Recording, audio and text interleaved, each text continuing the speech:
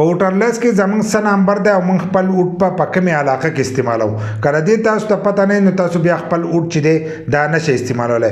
که ستاسو اراده نو لاول دا معلوم کړئ چې تاسو په کومې علاقه کې خپل ووټ ورکوئ او ستاسو په ووټر لیست کې چې دی څه نمبر دی. نو چې دې تاسو ته پته نو تاسو به خپل ووټ چې دی دا به استعمال کړئ. کله دې تاسو ته پته نه او ستاسو علاقه جدا علاقه نو بیا به هغې ته تاسو د مخکې نه چې دی ځان به رسوئ نو هلته کې بیا تاسو خپل ووټ چې دی دا استعمالولی شئ. ځکه په هغې کې تاسو له یونین کونسل درکړئ نو که ستاسو دغه یونین کونسل نه په کومې کې چې تاسو اوسېږئ نو بیا تاسو خپل ووټ چې دی دغه ځای کې نشئ استعمالولی. د هغې لپاره چې دی تاسو په خپل موبایل کې به SMS کوئ. که ستاسو سره ټچ والا موبایل او که ساده موبایل په دغه دواړو کې چې دی تاسو خپل د هر سره چې دی دا معلومولی شئ. نو که ستاسو سره ټچ والا یا ساده موبایل په هغې کې به د میسیجونو ځای چې دی دا به تاسو کولاو کوئ. کوم ځای نه چې موږ میسیج کوو هغه ځای به کولاو کوئ او په هغې کې به د نوي میسیجونو دا ځای چې دی دغه به کولاو کوئ. چې څنګه دغه کولاو کړو نو په کوم ځای کې چې موږ میسیج لیکو خبرې چې موږ په کوم ځای کې لیکو په هغه ځای کې به تاسو د خپل شناختي کارت نمبر چې دی دا به ولیکئ. ستاسو په شناختي کارت کې چې کوم نمبر دی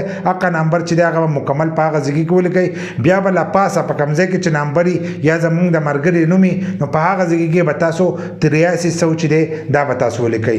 لکه 8 3 او 2 صفرونه چې دي دا به تاسو ولیکئ. چې دغه ولیکلو نو دغه ته به د خپل میسیج چې دی دا به ورسینډ کړئ. لکه خپل شناختي کارت نمبر چې دی دا به 8300 ته چې دی ورسینډ کړئ. نو د هغه طرفه به مکمل ډیټیل چې دی به تاسو ته راشي.